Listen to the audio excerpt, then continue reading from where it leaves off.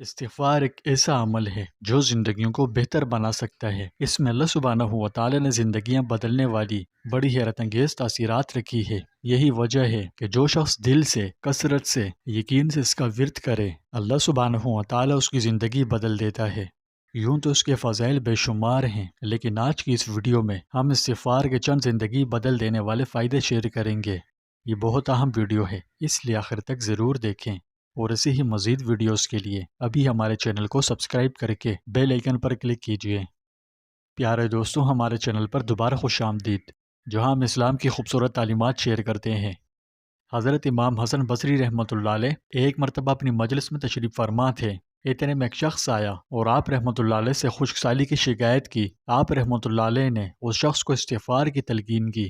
کچھ دیر بعد دوسرا شخص آیا، اس نے امام صاحب سے بے اولادی کی شکایت کی۔ آپ نے اس کو استغفار کی تلقین کی۔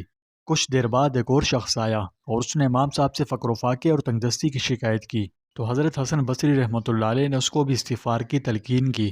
حاضرین مجلس میں سے کسی نے امام صاحب سے اظہار تعجب کیا کہ تین مختلف اشخاص نے مختلف مسائل بیان کیے اور آپ نے تینوں کو ایک ہی حال بتلایا۔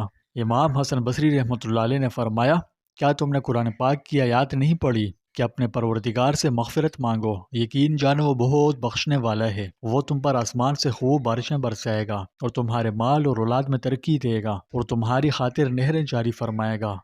دوستوں، ان آیات میں بیان کیے گئے فضائل پر غور کرنے سے معلوم ہوتا ہے کہ استغفار میں دنیا اور آخرت کے بڑے بڑے مسائل کا حل موجود ہے۔ چنانچہ مغفرت ہر صاحب ایمان کا مطلب اکبر ہے، اور مذکورہ دنیاوی فوائد، خوشحالی اور رزق کی فراوانی یہ انسانی ضروریات میں سرفہرست ہے، اور یہ فضائل صرف استغفار تک ہی محدود نہیں۔ استغفار ذکر اللہ کی ایک قسم ہے، اور ذکر اللہ بالعموم انتہائی بافضیلت عمل ہے۔ مختلف روایات میں مختلف اذکار کے فضائل بیان کیے گئے۔ مثال کے طور پر سبحان اللہ و بحمدہ سبحان اللہ العظیم، اس کو زبان پر ہلکا اور ترازو میں وزنی قرار دیا۔ دوسری روایت میں الحمدللہ کو میزان یعنی ترازو بھرنے والا، اور سبحان اللہ والحمدللہ کو آسمان و زمین کی درمیانی خلا کو نیکیوں سے پر کرنے والا بتلایا۔ الغرض ذکر اللہ کے فضائل بہت زیادہ ہیں، اور عملاً ذکر اللہ بہت آسان بھی ہے۔ انسان ہر حالت میں اللہ کا ذکر کر سکتا ہے، اس کے لیے وضو کی شرط ہے، اور نہ اس میں کوئی جسمانی مشقت ہے، جبکہ آخرت میں ثواب بہت زیادہ ہے۔ ذکر اللہ کو اپنی زندگی کا حصہ بنانا اور اس کی پابندی کرنا کوئی مشکل نہیں۔ ابتدا کرنے کا آسان طریقہ یہ ہے کہ ہم اپنے ساتھ تسبیح رکھیں۔ تسبیح ہاتھ میں رکھنے سے زبان بے ساختہ ذکر میں مشغول ہو جاتی ہے۔ فراغت کے اوقات، انتظار کی گھڑیاں، ڈرائیونگ کے دوران ایسے اوقات ہیں جن کو ذکر کے ذریعے قیمتی بنایا جا سکتا ہے۔ اس کے علاوہ ذکر اللہ کا ایک اہم پہلو صبح و شام کے اذکار بھی ہے۔ ان کا اہتمام انتہائی مفید ہے۔ دن کے شروع میں اللہ تعالیٰ کا ذکر دن کے تمام کاموں کو آسان کر دیتا ہے، اور شام کے اذکار رات کے شرور اور فتن سے حفاظت کا ذریعہ ہیں۔ ابتدا میں ان اذکار کے اہتمام کے لیے حصن المسلمین وغیرہ کتب کی ضرورت ہوتی ہے۔ بعض ازاں یہ آسان اذکار یاد ہو جاتے ہیں اور ان کو پڑھنے میں دقت نہیں ہوتی۔ فجر کی نماز کے بعد مسجد میں یا صبح کام پر جاتے ہوئے گاڑی میں ان اذکار کا اہتمام کر لیا جائے اور ان اذکار کو اپنا معمول بنا لیا جائے تو آدمی روحانی قلعے میں شیاطین، انس و جنس کے شرور اور مختلف بیماریوں سے محفوظ ہو جاتا ہے۔ یام ذکر کرنے کے نسخے ہیں جن کے ذریعے ذکر سے رطب اللسان یعنی زبان تر ہونے کا راستہ آسان ہو جاتا ہے، لیکن اللہ تعالی سے تعلق اور اس کا دھیان یکسوئی کے ساتھ دنیا و ما فیہا کے مشاغل سے دور ہو کر اللہ کا ذکر کرنے سے حاصل ہوتا ہے۔ اگر اس عمل کی توفیق ہو جائے تو بہت اچھا ہے، ورنہ کم از کم عام ذکر سے محرومی بالکل نہ ہو۔ المختصر میں نے اس ٹاپک پر تفصیلی ویڈیو بنائی ہے، اگر آپ اسے دیکھنا چاہیں تو کومنٹ میں لنک مل جائے گا، آپ وہاں سے دیکھ لیجئے گا، ٹھیک ہے؟ تو خیر، آج ہم خصوصی طور پر استغفار کی خفیہ طاقت پر بات کریں گے اور یہ آپ کی زندگی کیسے بدل سکتی ہے۔ دوستوں، یہ عمل آپ کی روح کو پاک کر سکتا ہے، پریشانیوں کو کم کر سکتا ہے اور آپ کو اپنے خالق کے قریب لا سکتا ہے۔ تو اگر آپ منفیت سے آزاد ہونے اور پازیٹیو سوچ کی تلاش کرنے کے لیے کوئی راستہ تلاش کر رہے ہیں تو وہ ہے استغفار۔ اگر آپ اسے اپنے معمول میں شامل کر لیں تو یہ آپ کے روحانی سفر میں انقلاب لا سکتا ہے۔ تو اب ذرا سوچیں کہ ہم کتنی بار معافی مانگتے ہیں، کتنی بار ایک دن میں کتنی بار استغفر اللہ کا ورد کرتے ہیں۔ سوچیں، کیا یہ محض ایک رسم ہے یا کوئی گہرا راز؟ تو ہاں، یہ ایک لائف چینجنگ پاور ہے جو زندگی بدل دیتی ہے۔ قرآن و حدیث میں اس کی بہت اہمیت بیان کی گئی ہے۔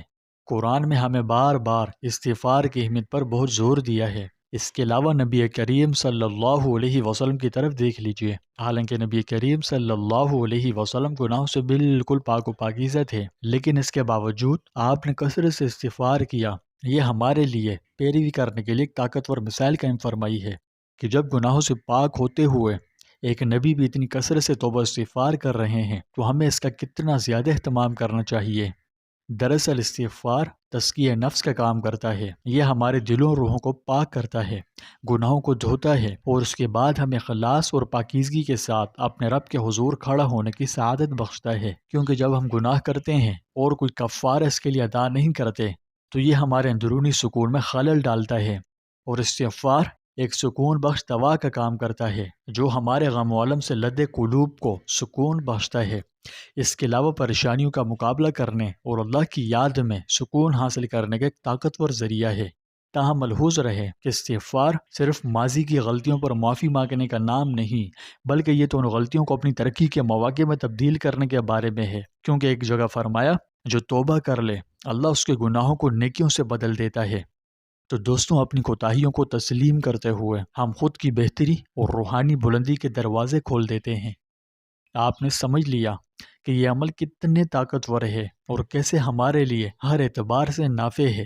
اب جب کہ ہم اس کی اہمیت کو سمجھ چکے ہیں تو آئیے اسے اپنی روزمرہ کی زندگی میں شامل کرنے کے بزرگان دین کے بیان کرتے عملی طریقوں پر بات کریں۔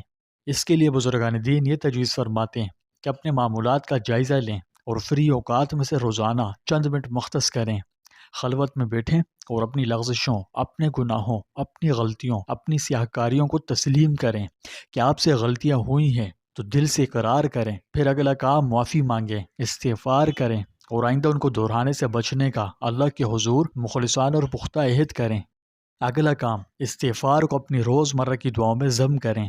یوں سمجھیے کہ نبی کریم صلی اللہ علیہ وسلم ایک دن میں کم از کم 70 بار سے زیادہ اللہ سے استغفار کرتے تھے۔ تو آئیے ہم بھی اپنے دل و جان سے پیارے آقا کی اس عظیم سنت کی پیروی کریں اور استغفار کے لیے ایک معمول بنائیں، جیسا کہ نماز کے بعد، سونے سے پہلے، بیدار ہونے کے بعد یا تنہائی وغیرہ میں، یا جیسے آپ کو سہولت ہو۔ غرض جہاں بھی موقع ملے استغفار کا بکثرت ورد کریں۔ اس کی زندگی بدلنے والی طاقت کو مستقل مزاجی سے اپنے معمولات میں شامل کر لیجئے۔ انشاءاللہ رب تعالیٰ آپ کی سوئی ہوئی تقدیر جگا دے گا۔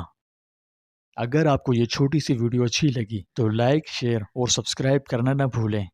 ثواب کی نیت سے کومنٹس میں ایک بار استغفر اللہ لازمی لکھیں۔ اللہ پاک ہم سب کا حامی و ناصر ہو۔